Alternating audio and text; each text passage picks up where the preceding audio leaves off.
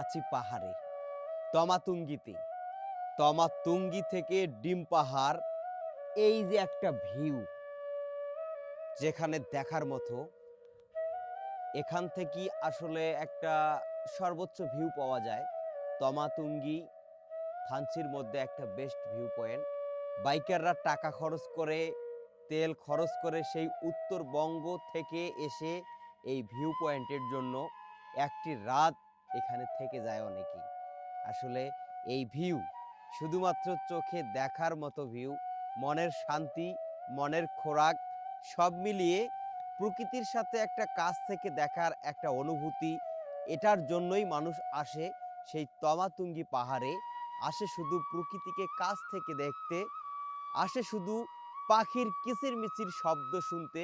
সব মিলে কাছ থেকে প্রকৃতিকে ভালোবাসা এক অন্যরকম কাজ করে।